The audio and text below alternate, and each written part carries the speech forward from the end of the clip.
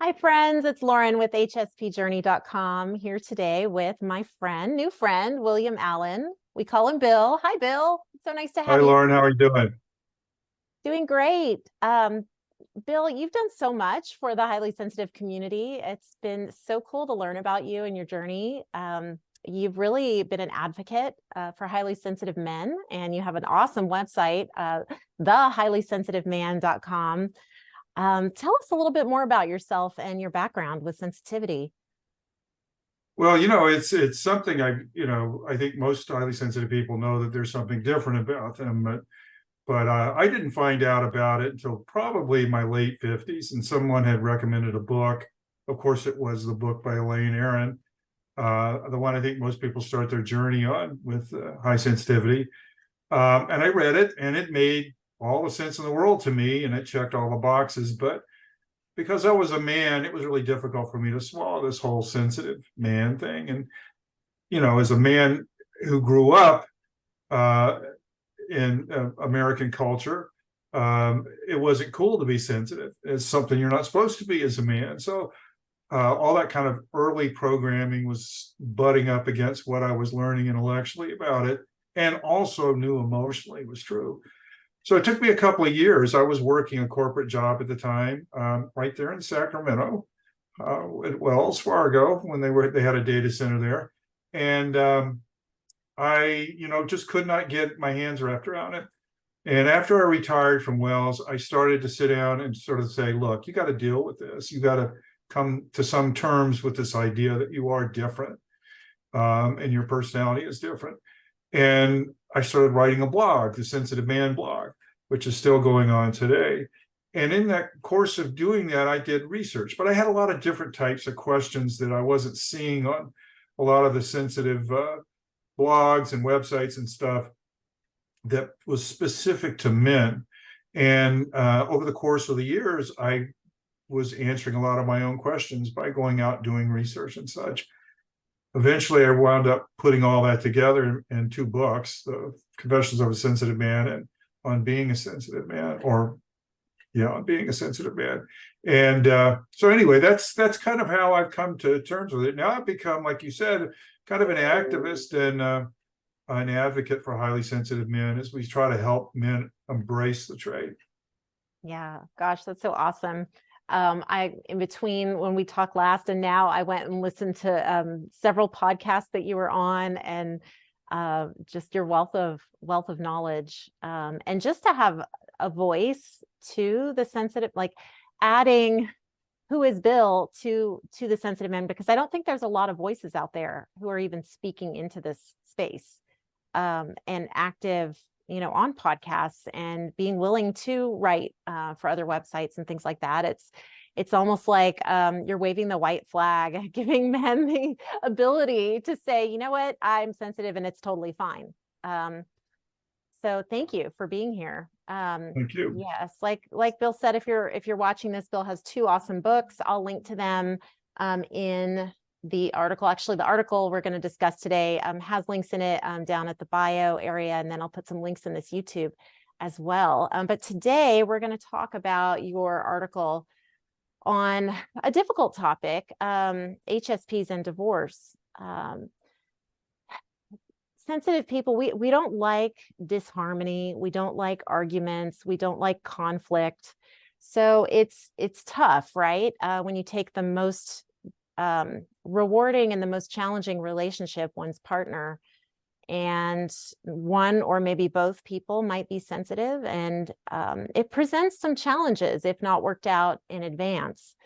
What are some things you would just say high level for people to look for? I do know quite a number of single HSPs who are like, how do I date? Like, how do I even get into this relationship thing? It seems so hard for some sensitive people to even cohabitate with another person, never mind be married for a long time. What would some tips Absolutely, be? yeah. Yeah. I think probably one of the most primary things about being highly sensitive and recognizing that you're highly sensitive is you have somewhat different needs than a lot of the population does in terms of what your expectations are for relationships. So one of the things I suggest, and I'm developing a course for highly sensitive men, where we talk about something that's, you see this a lot in therapy, you see this a lot in psychology books, about understanding what your core values are, understanding those things that are important to you. And I mean, really knowing what's important to you. When you're looking for a prospective mate, somebody, and this is with the idea that the outcome is going to be positive, it's going to be a long-term, lifelong relationship with somebody that you can share your life with and who understands you and accepts you and sees you for who you are, as you would for them as well. The idea is to make sure that you're with the right partner. I think aspirationally, both highly sensitive men and women are kind of romantics at heart. We idealize our love affairs, or we idealize our love interests sometimes to our detriment. And the idea is that we're not looking objectively at who we're with.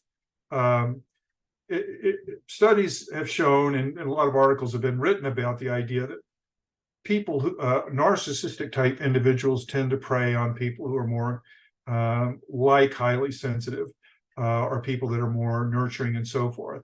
And so you have to be careful about those kinds of red flags that show up that may be obvious, but you're not paying attention because you're wrapped up in the love and the emotion of love. And because we feel things so deeply, and the feeling of love at a deep level for us is phenomenal.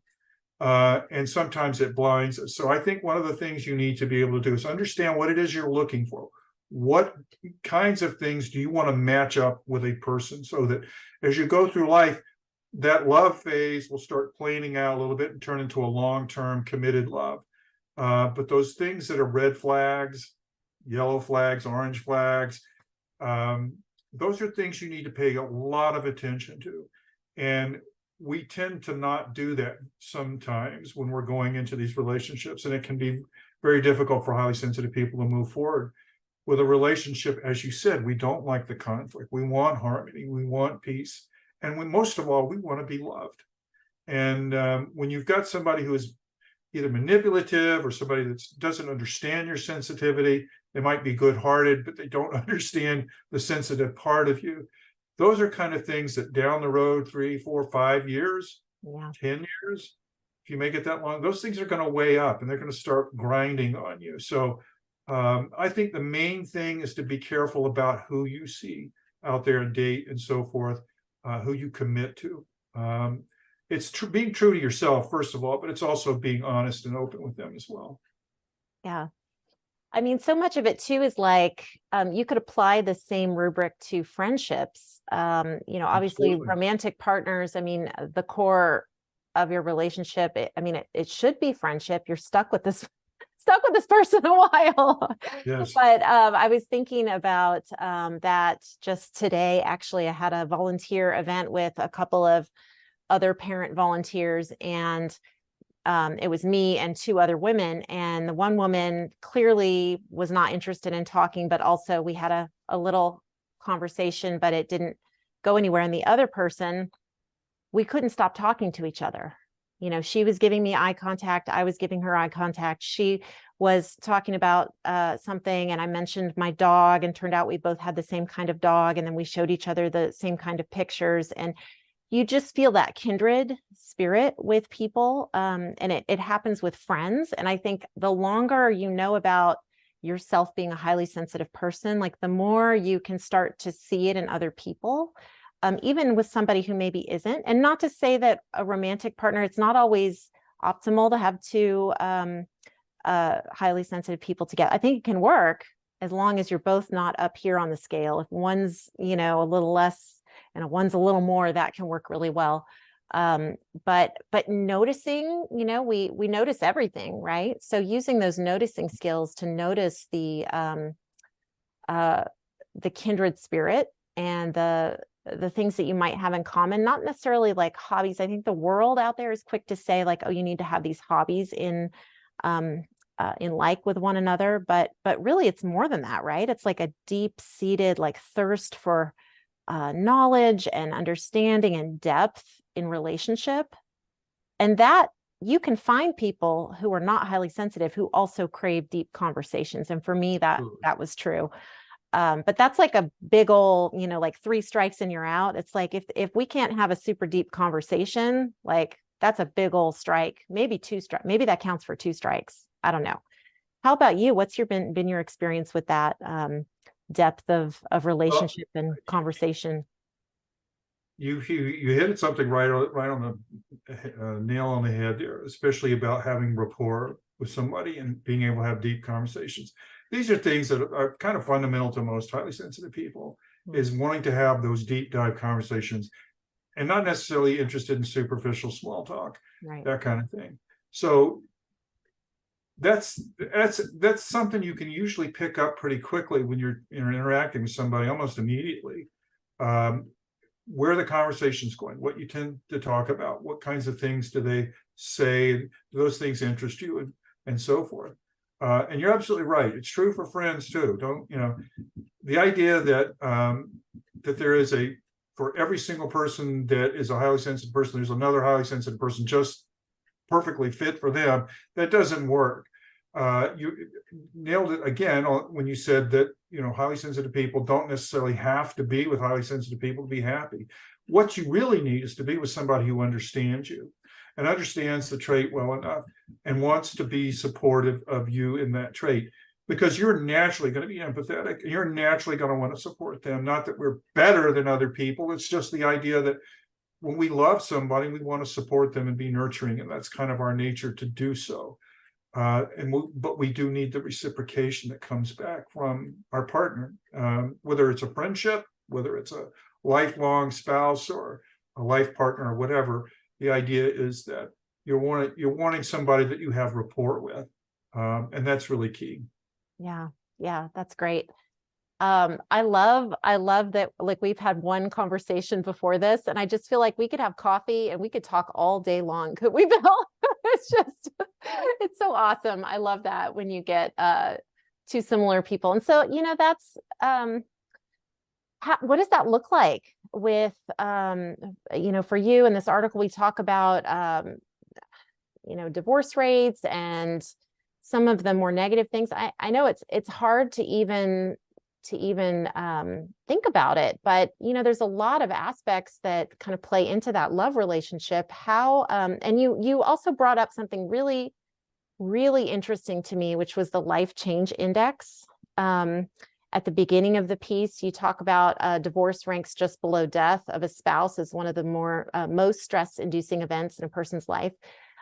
In proper HSP form, I immediately went to this life index, change index, which I was familiar with, but hadn't used it or seen it in a really long time. And I printed it out and I scored myself. It's not like a total sensitive person, we're off. But I thought, my goodness, it is going through a separation or divorce is such a huge life change. How, maybe just speak to that for just a moment. Yeah, you got to recognize the fact that it's a death of sorts too. You're losing someone that you spent a lot of time, you invest a lot of time with. Maybe you had kids with them. That really adds to that whole mix too of the emotion floating around. And highly sensitive people, when they go through a divorce, I think, and I know that I can speak for myself from my experience, is that you blame yourself. You find, what did I do wrong? What could I have done better? And am I a failure because this relationship did not work out the way it was supposed to, in my mind? So yeah, in a lot of ways, that emotion gets tied up in there as well. The emotion of losing something very precious to you, or at least it was precious to you. It probably still is to some extent. But losing that, and also feeling guilty and feeling these all kinds of emotions, and you're picking up the emotions of the people around you, your partner. If you have children, you're picking up their emotions as well, and you're carrying that along with the emotions that are just churning inside of you. So you really need to be careful that you don't spiral downward, beat yourself up to the point where you're taking all the weight of all the problems of all the people in your life that are affected by this separation or divorce and carry those alone. So I highly suggest that if there's a chance for counseling, that you do counseling with your partner. If that doesn't work out, you certainly do counseling and carry that forward with yourself and with your children, make sure that they're okay as well. It's self-care too. It's about self-care and self-nurturing too, when you need to do it sometimes the most. And one of the things that I know from my own experiences, you feel this tremendous aloneness, like you've had this family unit, now you're outside of the family unit, you're kind of struggling on your own. A lot of times it's hard for men, not any more so, I guess, than women or children, but the idea of men sometimes are the ones that are on the outside. And so those are things that you need to also take into consideration as well. But definitely make sure that you're doing self-care when you're going through anything like that. Yeah, I'm so glad you mentioned that, because that's what popped to my mind. Probably that, and the fact that I've written a bunch of self-care articles for HSP Journey in the last 6 months. Like I've written on micro strategies, which sometimes people think, oh, self-care, I need a whole day, I need a whole weekend, I have to, some big thing. And, getting up from your desk and walking around the block, or getting yourself a dessert when you feel like you're hungry in the afternoon, or there's little ways that you can care for yourself, but really treating yourself, especially when you're going through grief or intense difficulty, treating yourself as you would a friend sitting right next to you, who needs your care and your attention. There's also layers of grief, and even I would imagine in a divorce, you might have layers of grief with multiple people at the same time, which is very, very complex. So yes, take care of yourself and treat yourself with that TLC, just like you would. What would you say to your best friend if they called you and they were going through this? So often we treat ourselves like total crap. We deny ourselves what we need. We say, oh, that's for someone else, it's not for me. And it's garbage. Like, you have to kick that mindset to the curb, right? We have to treat ourselves with love. You can't be someone's best friend without befriending yourself really well. There's a book, I'll have to link to this, I don't have it in the article, but it's called Give Yourself a Break by Kim Frederickson, and it's a therapist take, and it has a spiritual element to the book, but just talking about you have to be your own best friend to care for yourself. And especially when you're going through grief, man, it is rocky. So thank you so much for all of this wonderful advice. I just appreciate it so much. I will link to Bill's books below, and in the article as well. And I just invite, if you're watching this, please head over to thesensitiveman.com. If you or your loved one is a sensitive guy, there are tons of resources, and his book is on Amazon as well. Any other places for information that you'd like to point us? Have I mentioned them? I think that's probably the main thing, because it launches so many of the other social media blogs, podcasts, etc. One thing I want to mention too, just want to throw a plug in here. Hopefully sometime, probably first of next year now, it's starting to look like, there is going to be a movie out that's being produced by Tracy Cooper, Dr. Tracy Cooper, and Will Harper, the director, called Sensitive Men Rising. It's going to be awesome. It will be out. It is the movie for highly sensitive men that you all have been waiting for. And be on the lookout for it. It should be out, sometime in the next 2 or 3 months, I hope. Awesome. And I have an article on that too. I'll put the link, because it's got the link to the main website where people can go see if the movie is out yet. So thank you so much, Bill. Be sensitive, be free. That's what we say over here at HSP Journey. Thank you.